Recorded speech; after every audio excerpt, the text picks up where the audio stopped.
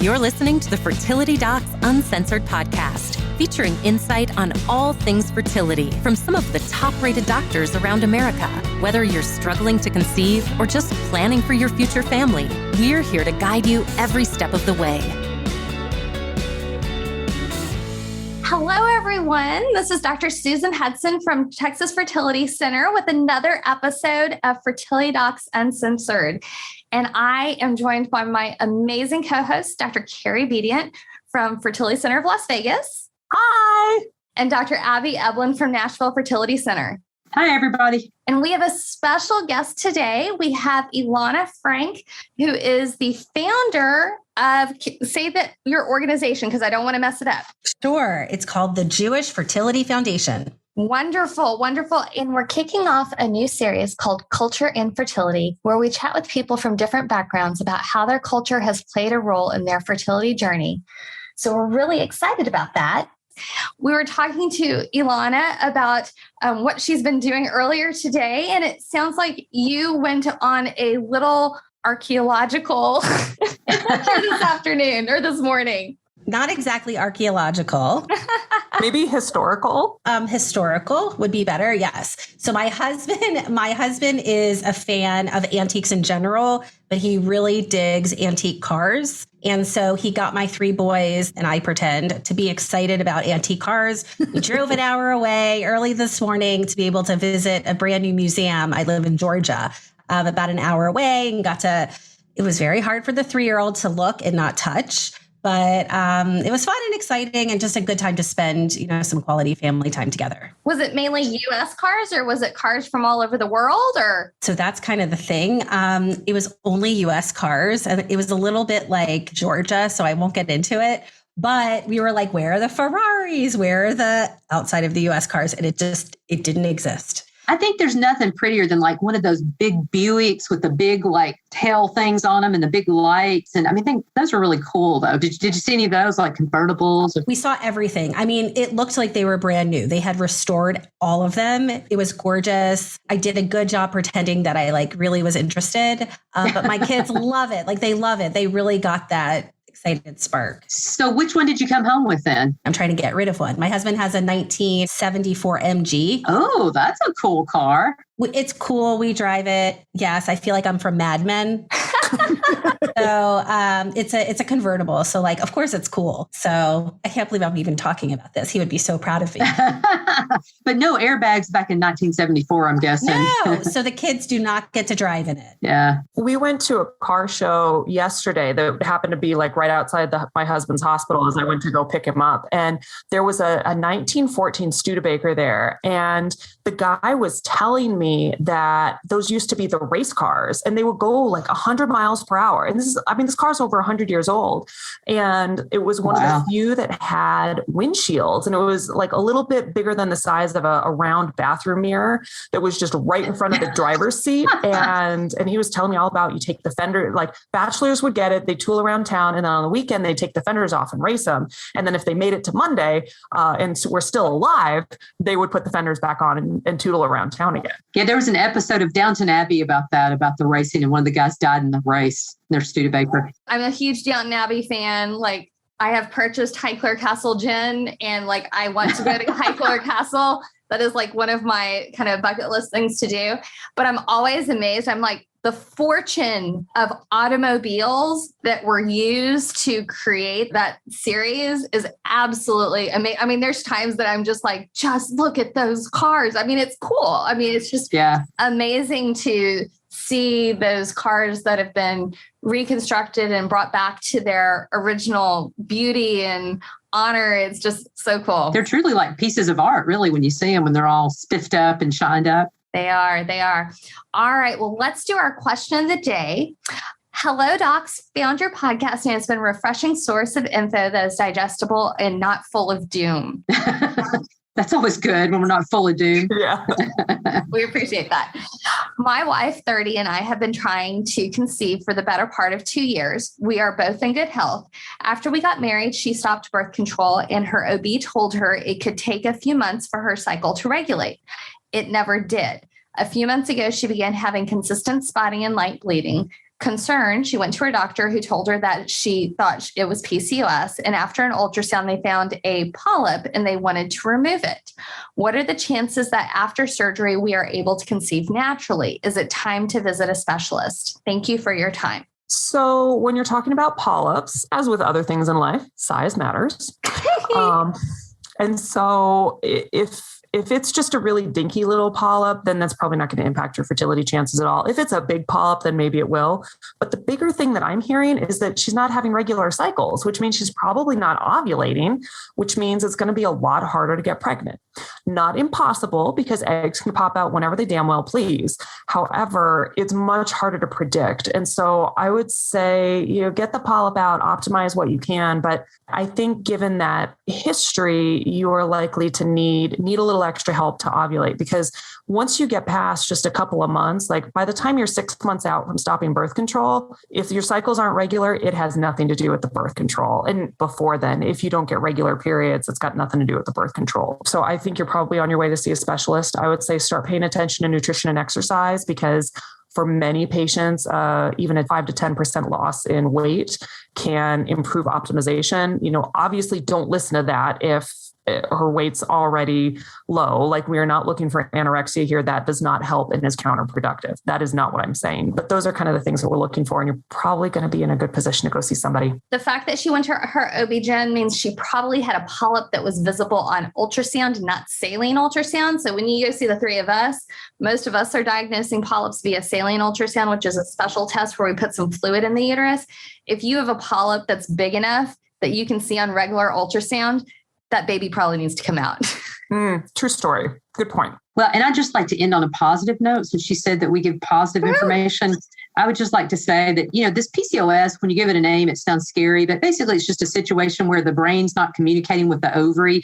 And so, a lot of times that's really treatable. In fact, if I see a young woman, and your partner's young, she's 30, when I see a young woman who has PCOS, I'm like, yeah, baby, that's a chip shot. We're going to get her pregnant. So I think your chances are great of getting pregnant. It's just she may need some medicine to kind of regulate her hormones so that the ovaries and the brain talk to each other. Good stuff. All right. So Elana, why don't you tell us a little bit first about your foundation and how it got started and what it does?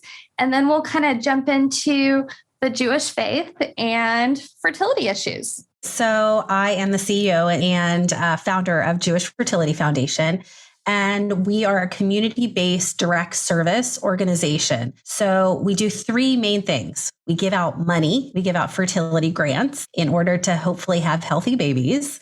We also provide emotional support and educational programming to the communities that we're serving. So like many of us in this space, it comes to me personally. I experienced years of infertility before having my 3 awesome kids. And it actually goes hand in hand with what we're talking about today, faith. And I'm happy to go into it. My journey started almost 13 years ago. I thought you get married, you have babies, like that's just naturally what happens. And right when I got married, my husband and I, we made Aliyah, or we moved to Israel to live. And Clearly you hear in my voice, I'm American. I live right now in Atlanta, Georgia, but my father's Israeli. I grew up going to Jewish day school, and we learned about Israel and the life there. And I always had dreamed about living there. So I grabbed my husband and we moved to Israel. And so we started, trying to have babies, and it wasn't working. And so in Israel, when I first went to the doctor, only after 3 months, the doctor didn't ask me how long I'd been trying, which might be one of your first questions. So this is a little unusual because we don't usually see patients who've only been trying for 3 months. Once in a while we do, and it breaks our heart because we'll have people who they're like, yeah, we've been trying for 6 years. So what made you at 3 months be like, I need to go get this checked out? Well, first of all, I was 29. To you, I know that's really young. But in my observant Jewish community, like people were having babies a lot earlier. To me, that was like, okay, I wasn't 21. And normally when I try something, it works. We were already married over a year. We weren't on birth control, but for 3 months, we were really trying. You were off birth control for 12 months, though, right? I was never on birth control, honestly. So It was over 12 months having unprotected sex. Yeah. And trying really hard for 3 months. And truthfully, in my head, I'm like, something doesn't feel right. Something feels wrong. Yeah. And I, thank God, trusted my gut and got the process started. It wasn't a reproductive endocrinologist. It was my gynecologist. Mm-hmm. And I was still navigating socialized medicine in Israel. So like, I'm still this American used to like paying for my treatment. And very quickly, she's like, okay, you've been married over a year, Clomid. What naturally happens? You think you're going to get pregnant month after month after month, not getting pregnant. I confided in my aunt who works in healthcare in Israel and said, something's just not right. I went to the doctor. She said, you know what? I know a great reproductive endocrinologist. He wasn't part of my insurance plan, but she gave me his number and I contacted him and he has a private office. So I was going to his house in the evening and for months, he never checked me. He was the head of a big hospital in Israel, never checked me once. My husband was doing his business in his bathroom and, handing him a cup, looking at his sperm in a microscope, the whole thing bizarre, but like, what did I know? And ultimately he was doing IUIs month after month after month on me. We were paying for it because we're American and like I wanted a baby and he wasn't part of my insurance plan. And after month after month after month, like we're still not talking about this. It's private. It's causing a lot of conflict between my husband and I. He just wants me to get pregnant. He doesn't know what to do. I literally at this point think I'm the only one in the world going through this. And also 13 years ago, like internet wasn't what it is today. Right. And finally at one point we're like, this is something again, feels weird.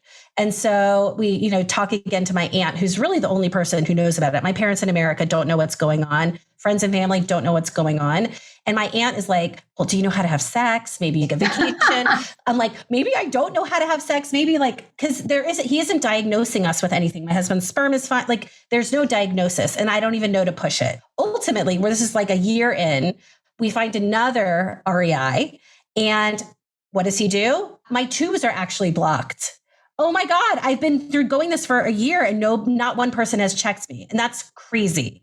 And click on his computer. Oh, you're eligible for IVF. 3 months later, do the procedure free. In Israel, it's a socialized medicine country. That's awesome. You got into it in 3 months? Yes. That was 13 years ago, though.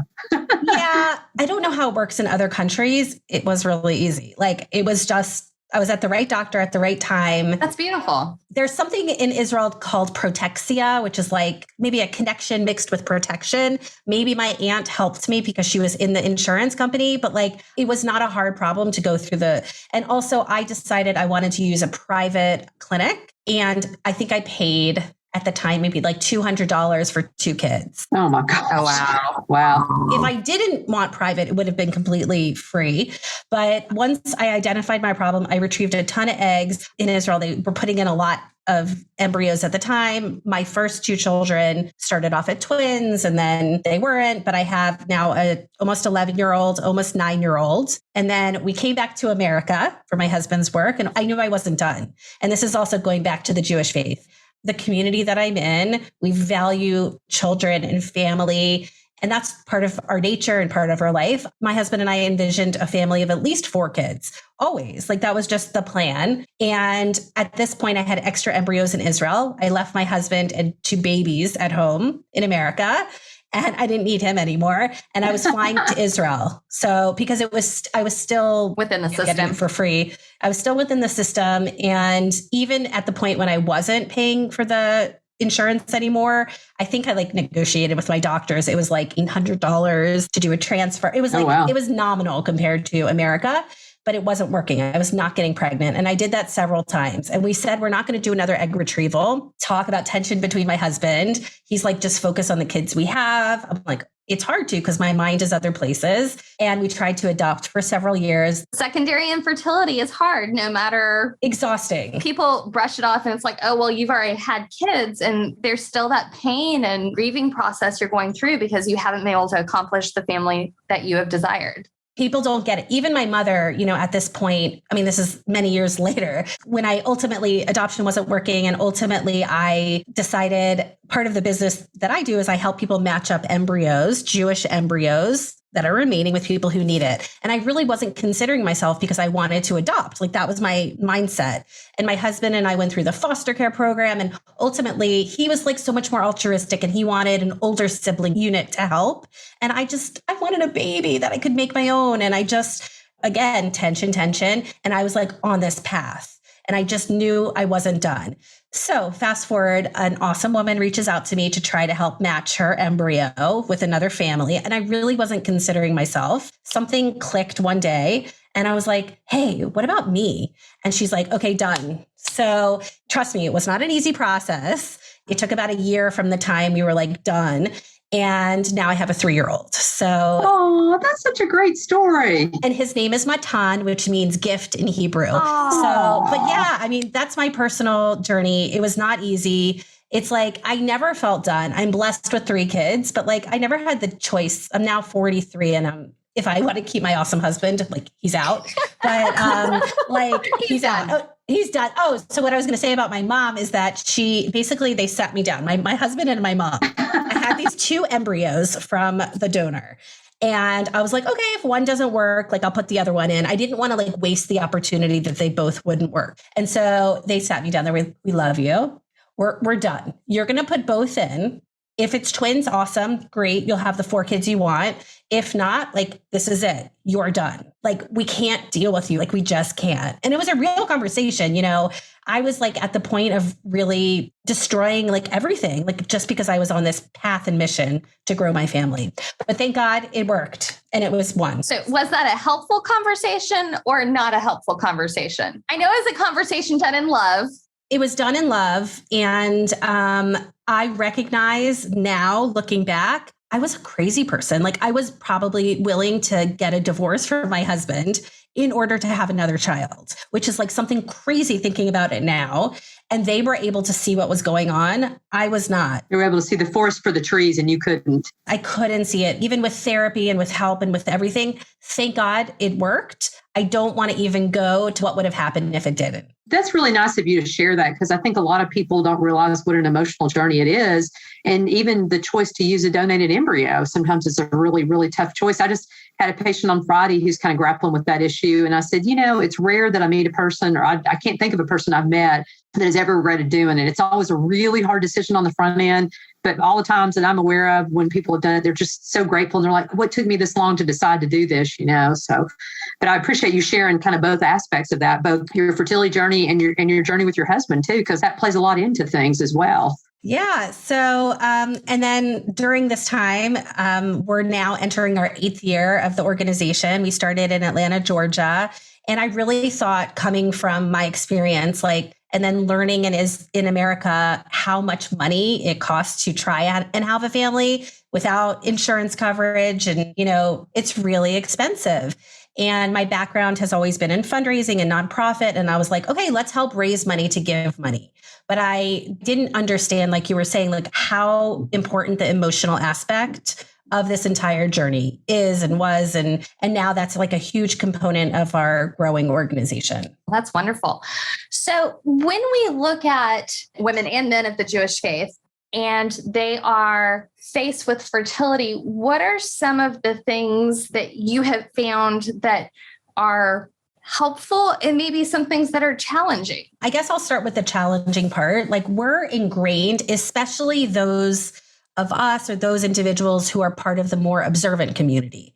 Like the Sabbath and holidays and synagogue is a central focus of our lives. Mm-hmm. When you're without a family, when there is a service or Shabbat or Sabbath meals or holidays that are so central and kid focused and family focused, and you don't have that, where is your place in this religion? Yeah. I mean, you can say the same thing to being single and not married. You don't have that connection to people. It's a reminder of something you're struggling with in a time that it's not blatant that it's a reminder, but it's there and it tugs at your heart.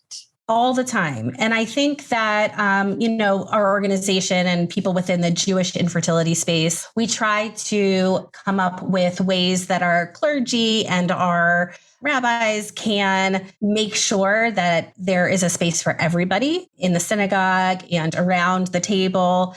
also just being able to invite people to your house, even if you are childless, and really give them room, to say also opt out and say no, like the circumcision, the breasts, or baby naming. These are really emotional times, or even like kids' birthday parties. As we know, people who are experiencing infertility, I think there's that hard piece of like, should we invite them? Should we not invite them? Like, what should we do? And I always would say, like, extend the invitation, but genuinely be okay for them to opt out. So I think just like our therapists say, it's okay to like take some you time. It's the same thing within the Jewish community and the Jewish communal space. Just in general, is there anything, and I don't think there is, but the reason I'm asking the question is I don't know for sure. Is there anything in the Jewish community that limits like what couples can do when they come for fertility treatments? There's some Christian religions that have, kind of limitations about what their expectations are for their members. So anything in the Jewish community that's unique to you guys that challenges patients sometimes? So I have one actually more. My question was about a lot of my Jewish patients. The reason they're coming to me is because they're ovulating before they can go through mikvah. And so we need to adjust the timing. And for some of the guys, when we ask for a semen analysis, they're like, no. And it makes it a lot more challenging because there are things that, are really helpful for me to find out. And if I can't get a sperm sample, then I'm missing a huge portion of what we can do. So can you comment on those things particularly? Because I see those pretty frequently. Sure. So one of our favorite educational trainings is working with fertility clinic doctors, nurses, admin staff, finance directors, not only on infertility sensitivity within the Jewish community, because I think it's important just to know, like, what did you just talk about? The mikvah. Yeah, what is that? I don't even know.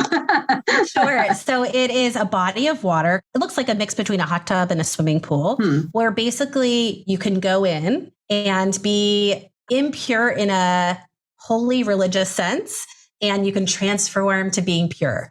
And so women who are observant, this is not every single Jewish woman you're meeting. These are women who are following a more observant or orthodox lifestyle. And you might recognize that they're wearing a wig or a head covering, and then their husbands are wearing a kippah or yarmulke, but they follow something called family purity. And so basically it's 2 weeks on for sex and touching and 2 weeks off. And so once you are done and then you're waiting a certain period of time from your menstrual cycle, you immerse in the mikvah and you're ritually pure. For some who are experiencing infertility, this can be really hard. For some who have losses and miscarriage, this can be really healing. But regardless, there's this body of water. So what Carrie was saying was that some people who are then going to go have sex with their husband, they're missing that window of ovulation.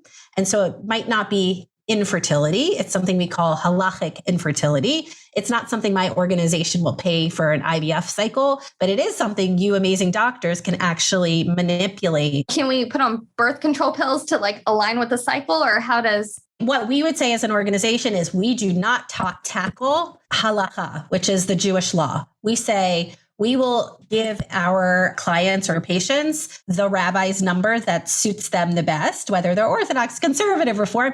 I do not want to touch this because I do not want to get involved in the nitty gritty of the religious conversation. We will present them with the educational tools to make their decisions. But what we do is we go into the fertility clinics and we train everybody that these are the questions that might come up. Be patient with your patients because they might, especially if they're Orthodox, they might have to have conversations with their rabbis about specific cases. Now, one of you was asking, what is okay? And there's so much that is okay. Very little is not okay, but many people who care enough to ask these questions are going to seek advice of their rabbi. So even for me, I'm what's called modern Orthodox. So my hair isn't covered. My husband doesn't always wear a kippah, but we do keep the Sabbath laws and we do follow other rules.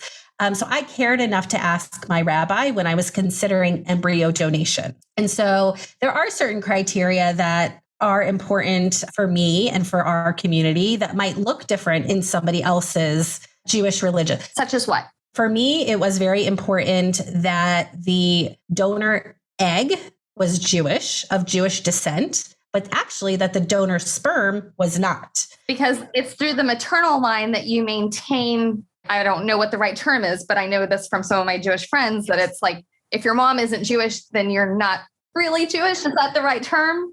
Yeah. And like, of course you can convert and that's all cool. And then the baby would go back to the mikvah to become Jewish, a little dunk in the water. Okay. So kind of like our baptisms in the Christian religion. Yeah, it's a full body baptismal font is actually kind of what it looks like. But for me, I had a little bit of a disagreement actually with my rabbi because we are in a known donor situation and we have an open relationship with essentially the egg donor. And so we knew she was Jewish. I didn't have to like prove it because there was a situation where maybe the egg wasn't Jewish, therefore you should dunk the baby. And I'm like, like I know this woman. So no dunking involved.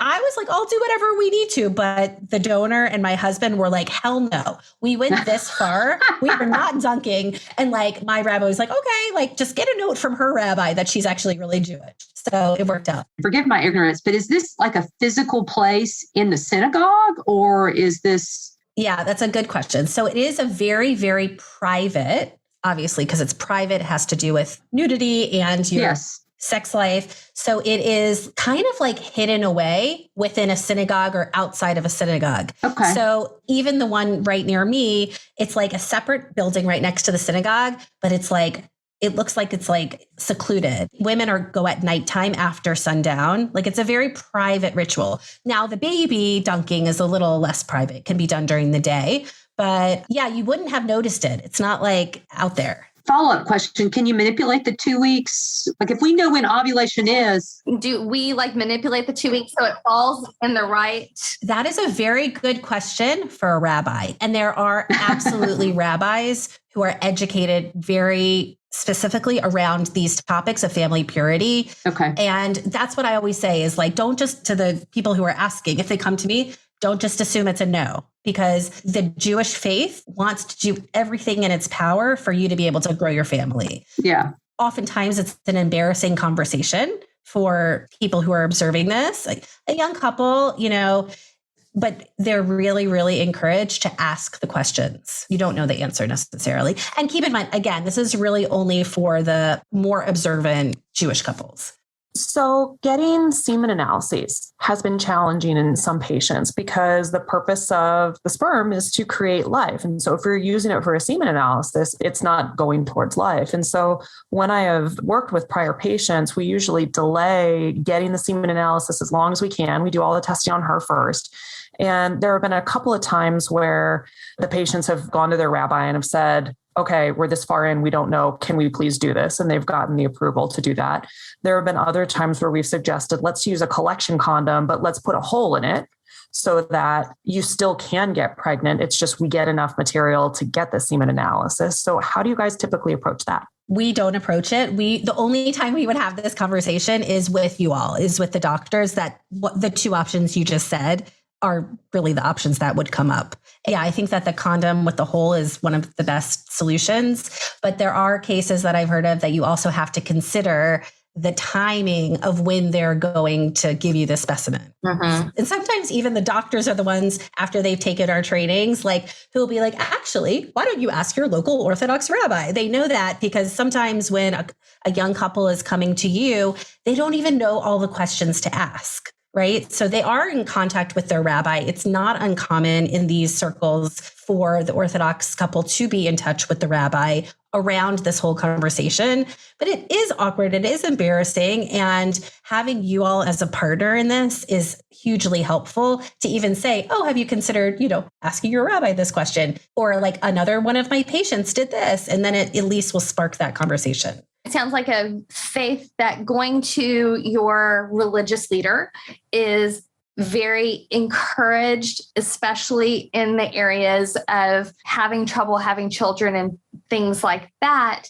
Do you think because there is like this okay to talk about it, especially with your rabbi and that type of thing, does there tend to be more discussion amongst the community and your friends and in a more supportive network, or does that backfiring? I'm just curious. That's a great question. I kind of wondered that too. Yeah. Cause that's not a conversation I would have had with my minister probably when I was early in my marriage.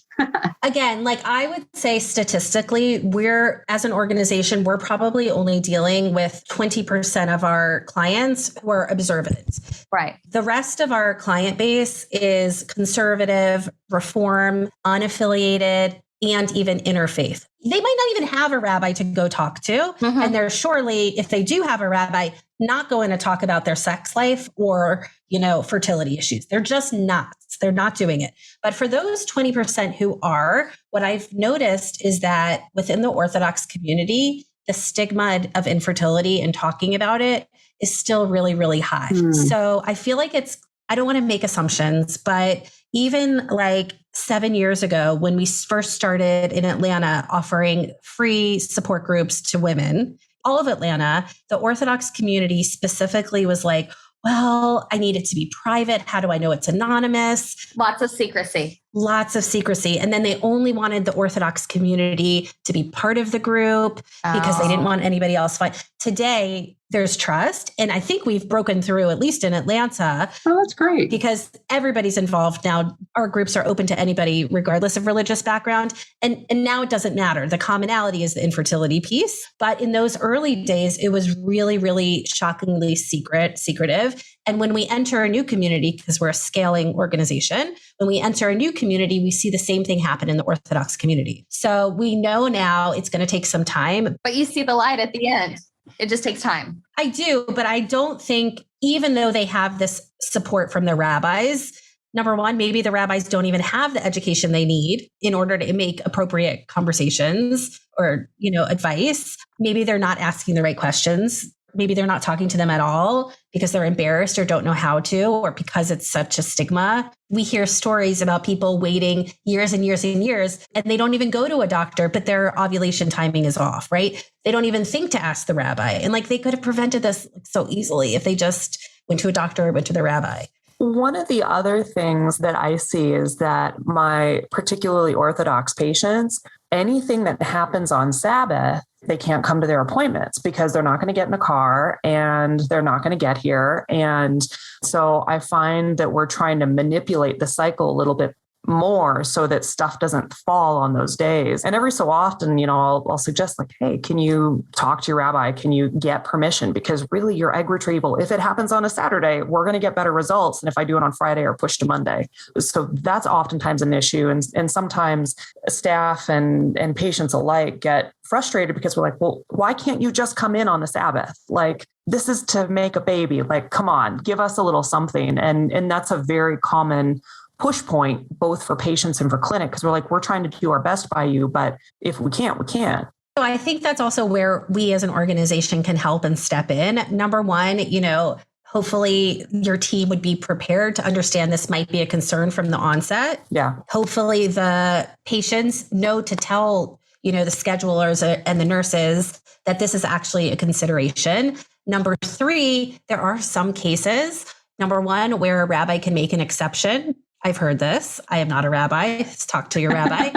And then the fourth option, which is a creative one, is because we're in 5 communities now, I can help make a match that you can sleep at somebody's house next to the clinic, or help set you up at a hotel so you don't have to drive, and that you can theoretically walk to retrieval, transfer, whatever you need. That's cool. Gotta be a little creative, Yeah, that's a great creative idea. So is there anything specifically about any of the procedures we do? And I'm kind of thinking about IVF. Carrie just sort of mentioned one that's a little bit different. Any thoughts on what the Jewish community as a whole thinks about IVF? Is it mostly acceptable? As a whole, modern medicine and our doctors are miracle workers. That is what we believe. Certain more observant groups might have some thoughts about how it's done. I believe as a whole, we are into it. I mean, we are so thankful. And no, that's my impression too, but I wasn't sure. Yeah, absolutely. Coming from Texas, I definitely have some Jewish friends, but our Jewish communities are not that big. But while I was in medical school, I actually did a 4-week rotation up in New York. And most of my experience was with women who were actually visiting with maternal fetal medicine doctors, high-risk OB doctors. But because the Jewish community has a higher incidence of recessive diseases, because it is a small community for many, many eons, they've been very receptive to things like carrier screening. I mean, to most Jewish couples, it's like, of course I'm doing carrier screening. It's nice to be able to have that understanding of these are things that hide in the family tree until the right person meets the right person. And, it was always nice to be able to be like, we do have this match, but there are wonderful things within our control that we can test embryos and be able to have healthy babies and stuff. And it was a very neat experience. Yes, we give out money. We've given out almost $1 million over the past 7 years in grants and clinic discounts. That's so great. Yeah. And one of our requirements for all of the grants that we've given is that our grantees take a genetic screening test. We partner with an organization called JScreen. They're testing now for over 200 genetic diseases specific to the Jewish community. There are others as well out there, but we're partners with them. We love them. And we expect our grantees to take this. I think it's like a $200 value right now. It's heavily subsidized. But yeah, it's not just about bringing babies in the world. We're trying to bring healthy babies in the world. I remember 20 years ago when I started, the Jewish community really led. And, even 20 years ago when I started in my current position, to do one test on one person was like $500. Well, nobody could afford to do like 20 different traits.